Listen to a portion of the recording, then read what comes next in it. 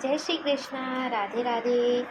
कार्तिक मास चल रहा है जो कि हमारे भगवान विष्णु का अति ही प्रिय मास है। तो आज हम चौथा अध्याय कार्तिक मास के चौथे दिन की कथा श्रवण करेंगे, जिसमें मत्स्य अवतार और सखासुर के वध की कथा है। नारद जी बोले, इस प्रकार विष्णु भगवान मछली के रूप को धारण करके विंध्याचलवासी कश्यप ऋषि को अंजलि में पहुँच गए। कश्यप ऋषि ने उस मछली रूपी धारी भगवान को देखा तो उसे अपने कमंडल में डाल दिया। जब वह मछली उस कमंडल में ना समा पाई तो कुएं में डाल दिया, और कुएं में भी ना समा पाई तो तालाब में डाल दिया, और जब तालाब में भी ना समाई तब समुद्र में डाल दिया। जब वहाँ मत्स्य रूपधारी भगवान ने सखासुर को मार दिया और उसे अपने हाथों से दबाकर बद्री वन को चले गए।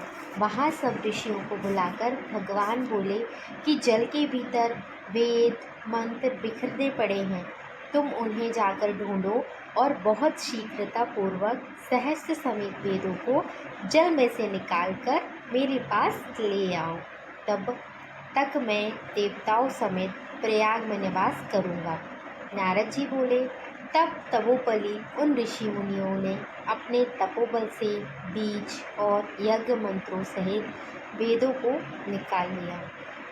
उन ऋषियों में भी जितना भाग जिसने निकाला वह भाग वही अधिकारी हुआ और उसी ऋषि के नाम से प्रसिद्ध हुआ। पश्चात तब मुनि मिलकर उन खोजे हुए वेदों को साथ लेकर प्रयागराज को गए और वेद महात्मा के साथ विष्णु भगवान के अर्पण कर दिए। संपूर्ण वेदों को पाकर ब्रह्मा जी ने प्रसन्नतापूर्वक सब ऋषियों सहित अश्वमेघ यज्ञ किया।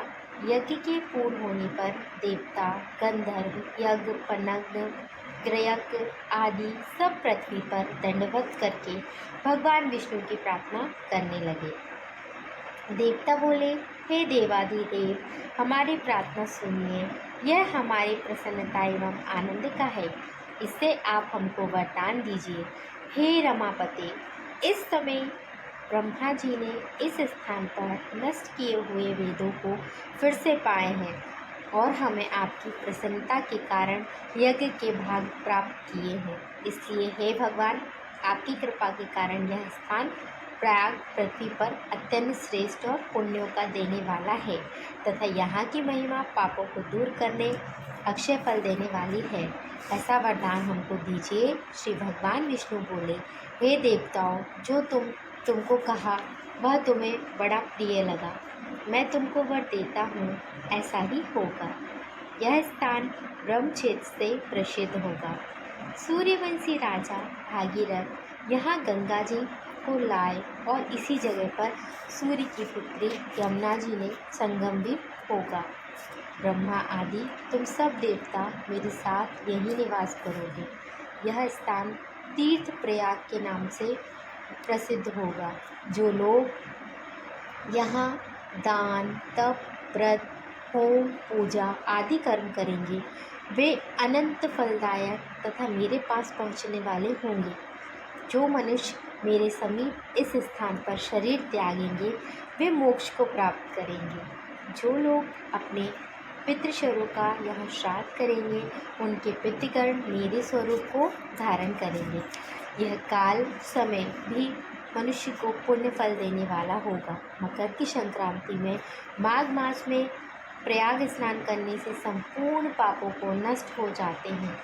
जैसे सूर्य के अंधेरे से पाप नष्ट हो जाते हैं, जैसे सूर्य के अंधेरे से पाप नष्ट हो जाते हैं। मकर के सूर्य में प्रातःकाल स्नान करने से वाले सालों के अपना लोक, समीप और सामरूप इन तीनों प्रकार की मुक्ति क्रम को भी प्राप्त करेगा। हे मुनीश्वरों, मैं सर्वव्यापी होता हुआ भी बद्री वन में सदैव निवास करता हूँ। जो फल अन्य जगहों पर 100 तप करने से मिलता है वह यहाँ एक दिन में ही प्राप्त होवेगा। इस स्थान के दर्शन करने से वाले मनुष्य में जीवन मुक्ति पाएंगे। सूत जी बोले, हे राजा पृथ्वी, भगवान विष्णु ऐसा कहकर ब्रह्मा जी सहित वहीं अंतर्ध्यान हो गए। जो मनुष्य शुद्ध चिंत और इस पवित्र कथा को सुनते या सुनाते हैं उनको प्रयागराज और बद्रीवन में जाने का फल अवश्य मिलता है। जय श्री कृष्णा और राधे राधे। कार्तिक मास के सभी अध्यायों की कथा पढ़ने एवं सुनने के लिए इस चैनल से जुड़े रहें और अगर वीडियो अच्छी लगी हो तो please like share and subscribe करें चैनल को। राधे राधे सभी को।